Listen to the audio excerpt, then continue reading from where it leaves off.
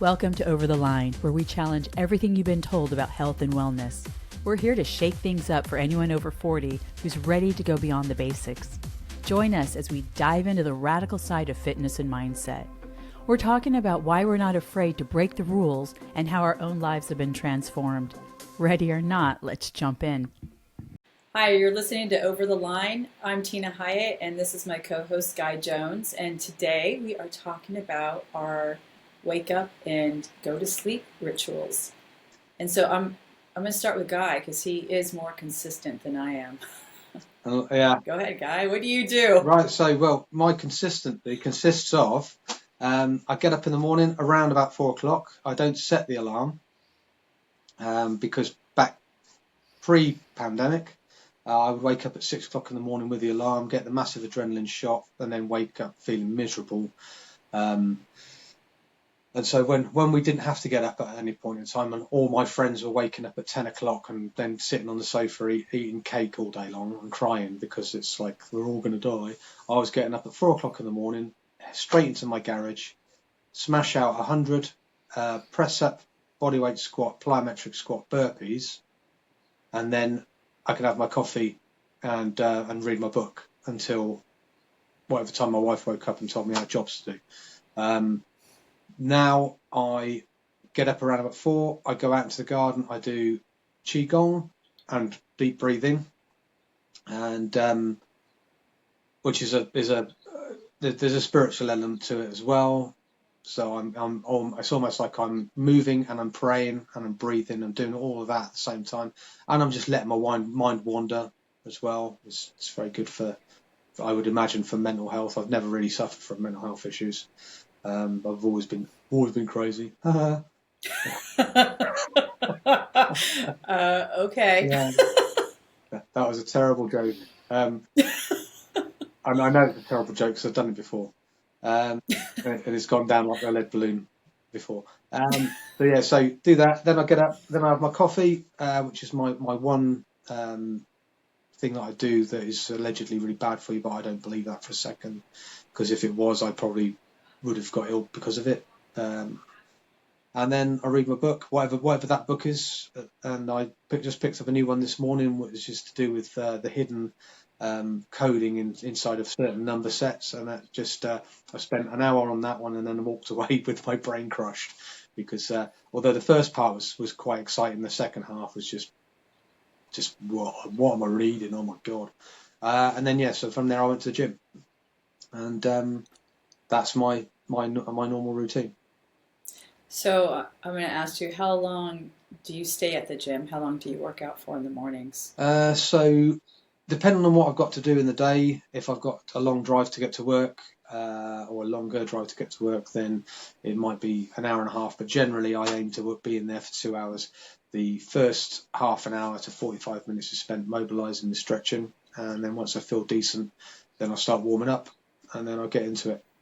And wow, whatever that is. I mean, to tie it in with what we're talking about, it's so important to have a proper ritual in the mornings and then the evenings. So mine's a bit different from Guy's. Obviously, it's way different. I am not as great. I do wake up in the mornings with my cell phone on the side, which is not recommended, but I do. And I wake up at 5:30 in the morning, and I get up and I work out. I go to the tennis courts in the morning and hit against the wall and serve and have a really good workout and practice. And then I walk 2 miles after that home. And then, or I do something different every day. Not consistent like that. I need a mix up. I need to shake it up. So sometimes I will just do my own core workout in my home with my pulley machines, squats, and the bum exercises, those bum squats that Guy showed me the other day. I'll do those and other things that I've learned over the years.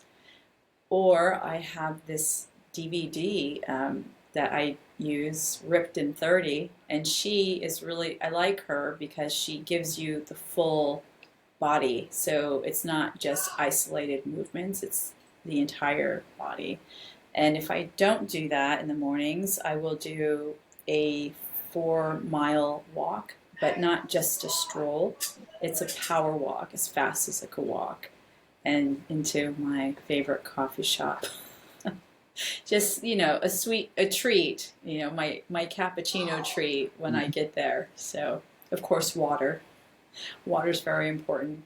That's another thing, Guy. As soon as I wake up in the morning, I do drink a glass of water. Like that's the first thing I do for hydration because the body's been sitting there. Well, I've been laying there for 8 to 9 hours sleeping. So a big glass of water, and I do take one at night too. But I don't have to get up. I don't wake up in the middle of the night to go to the loo or anything. The only thing that wakes me up is if my arm fell asleep because I was sleeping on it wrong, or I have anxiety. I happen to have anxiety that day before, then I won't sleep as well. So those are some of the things that wake me up. But I'm quite a heavy sleeper during the night. Oh, you're lucky. So yeah, water, pee, workout, shower, and then I pretty up for the day. And that's just how I roll for my mornings. Yeah, no, I forgot. Every morning. I forgot to mention that there's my supplements, my morning supplements as well. So I Yes, take of vitamin course. D with K2. Yeah. Take 12 combination cell salts, Yeah. which I found basically eliminates any cramp. Because with my day job as a decorator, I get quite sweaty, and so I sweat out all my electrolytes. So there are times where I'll be in bed at night and I just get a calf cramp or a groin cramp, and it's just shocking. And I notice Mm, if I take my cell salts in the day and magnesium with my zinc at night, yeah. then I Yeah. don't get cramping at all. And Yeah. I do the same actually, so, except I take more because in the mornings, because I'm going through perimenopause, so I double it. I have that biotin. I have K2. yeah, It's D. Yeah, K2 with my K3. Yeah, whatever. I always get those muddled yeah, up. it's D3 and K2 because if you don't, Yeah, I have it with a pepper in it. yeah, Is like a pepper, and then on top of that, I will have an iodine that I take with it, and of course my vitamin C that you and I did the other day. Those vitamin C's, I've been doubling up on those. So that is what I do in the mornings, yeah. So and the same, similar with evenings that you do. yeah, I take vitamin C and also iodine in the morning as well.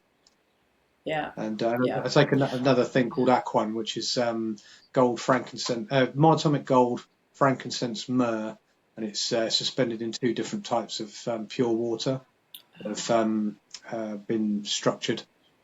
And so you just have 5 drops, and what it does is it's like a homeopathic thing where you drop it into your normal glass of fluids, and it completely changes all that water. And I noticed as soon as I started taking it that I flush out. I have to go to the toilet again within 5 minutes of drinking that because it's flushing out all the waste product. Mm. It's very really cool thing. Oh, and you know what else? I don't know if you do this, but maybe you should. Is the probiotics Oh yeah, for yeah. gut health? Yeah, I'm sure you do that No, too. I'm actually off probiotics at the moment because I'm Why? just basically taking them all the time. Yeah. So like from my perspective, well, this is what I was taught anyway. There's no point taking them all the time because once your gut flora has been repopulated, it takes a little while for it to die off. So what I do is I tend to do a month on, month off, and I'm on a month off, maybe 6 weeks Oh, off. okay. Um, I'm doing it constantly. I don't think I take enough to be quite honest. I just take one in the morning, one in the night, and I probably should take two in the morning, two at night, mhm. but I don't do that. No, And I'm not like a glutton with my supplements. I just take what they say on the bottle, so it's probably taking my body longer to see the effects of the supplements. mm. No, I started. So my probiotic is by Bioptimizers, which is an American company. But I found that it's funny because they've got 7 magnesium thing called Mag Breakthrough, or it was called Mag Breakthrough. It's called something else now. Isn't it mass something or other they call it? I forget what it's called now, but I can't take that because that actually gives me cramps. It's like leg cramps from hell, Oh, which is not supposed yeah, to. I can't It's take them either. baffling to me. But their probiotic is the best one I've ever taken. Absolutely fantastic. I can't take it. It doesn't do anything for Right? me. Yeah, Okay. yeah, it's different. So, and that's another good point. Like Guy and I, we some things will work for Guy that won't work for me, and some things will work for me that won't work for Guy. And it's just we have to listen to our bodies and try different products to see what is working for us and how much we need to take. So the what Guy, you probably need more because you're bigger and taller than me, and you work out a lot harder than I do. Than what I would need for something else. I don't need as much probably because I'm smaller than you. Yeah, I sort of stick to what the label says, simply because I don't find I have any real issues. I don't tend to get ill. When I like last week, I Mm-hmm. got the symptoms of the cold. The rest of the family were all dying. The morticians were called, the priests were giving them the last rites, and I was kind of a bit sniffy. And and so it's kind of why they were going, oh yeah, you do get ill, you're ill now. No, not really. I have the No, annoying yeah, symptoms. I've got the pre-nasal drip, and I'm coughing, and I've got that's right. coughing up lung bubbles every now and A then. little, and you're a little run down, right? But you're not. Your energy's not gone. No, well, that's the thing. Me too. I trained all the way through. I'm stood there coughing over my fellow gym members and just going to have some of that. And but I don't think God. no one else has died. And I just go, yeah, I carried on training. There was a few times actually in the middle of it where I was training super hard. I was really getting a good sweat on and feeling every time. And so also going in the sauna afterwards, cold shower afterwards, helps to just shuffle that along.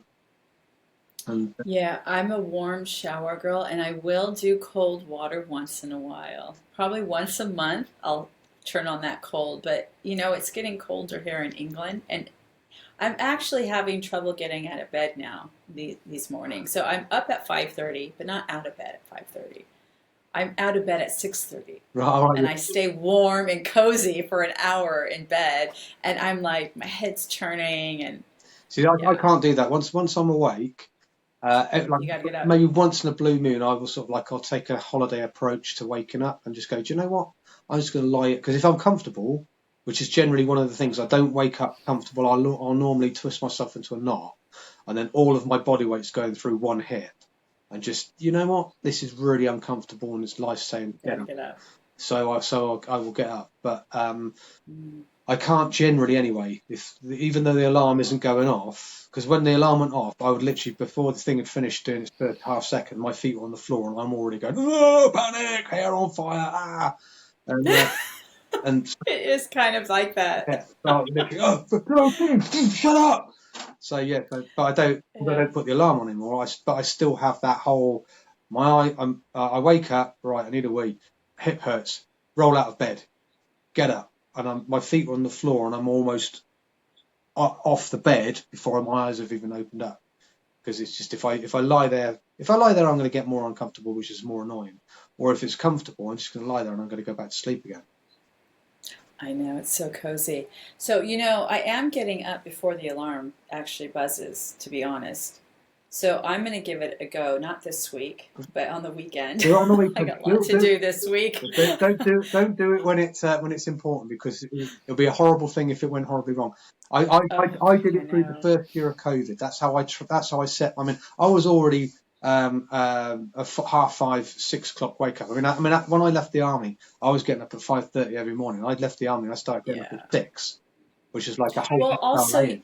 your body has a habit then, right? We have a habit of getting up that early. Now, okay, let's talk about bedtime. To get up that early, what does it take for you? Well, What do you do to be able to get up that early? so strictly speaking, and with the total honesty, then when I get home from work, I've usually I've been up before the birds. I've worked out, then I've gone and done my physical day job. Then I get home, I have my meal, I sit down on the sofa. My wife will be watching a soap opera, so I basically plug in to something else, put my earplugs in, maybe I'm reading, and then before 7 o'clock I'm asleep. And she'll sometimes wake me up at 9:45, but generally I'm in bed for 9 o'clock. So I generally have a Okay. shower and then be in bed. So I take my magnesium, my zinc, and an ashwagandha before bedtime because I found that that combination is brilliant for helping me to sleep. So I pick up my book, and within 30 minutes of me taking my nighttime supplements, my head's on the pillow and I'm gone. I literally 3 or 4 breaths and I'm gone until and Till just 4 or 5. recently, I've been sleeping the whole night through without even going to the toilet, and so waking up at 4 o'clock, thinking, "Wow, I've just had 7 hours, brilliant." Yeah, that's good. Do you ever drink like chamomile tea or sleepy tea before you, No, or don't really need it? it's never worked for me. And to be fair, I try to avoid fluids as much as possible before bedtime. So I drink most of my fluids with my dinner, and then the next hour or so afterwards, and I cut it off a good hour before bedtime. So I have this whole bedtime ritual. It takes me an hour to do my whole ritual.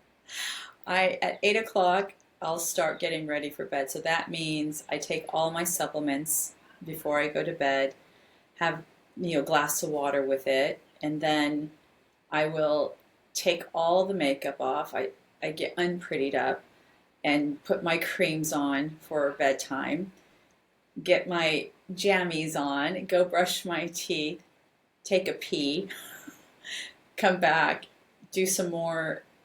Like since I have hormone replacements since I'm going through perimenopause, so do that, and then another drink of water, and I'm in bed by 9:30.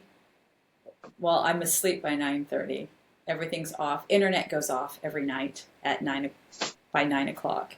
So with all the internet off, dark room, I'm all cozy, then I'm able to sleep through the night. And then I don't need to pee during the night. I just wake up at 5:30. And that's my whole nighttime ritual. So sweet, isn't Yeah, it? my nighttime ritual basically uh, much simpler than that. Just take my supplements with a little bit of fluids, go to bed, lie down, pick up a book, start reading. When I realise that I've read a paragraph and I don't remember what any of that's just said, put the book down and go to sleep. That's it. It's me done.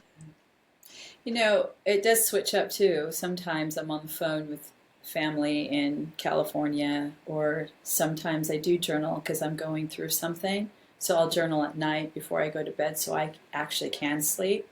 And I think it's really important for me is to do that nighttime pee right before bed, Hmm. because if I don't do that, then I am waking up going pee at night. Yeah, that So is for part. me, that's key. Yeah, that's part of my routine as well. That's the last thing I do before I go into the bedroom. Another thing would be I never have my phone.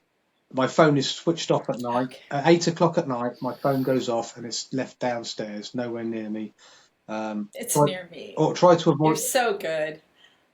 So You're try. so good about that. I know Yeah, it's easy. It's easy because the thing is, I'm not somebody who wants to talk to people in the middle of the night.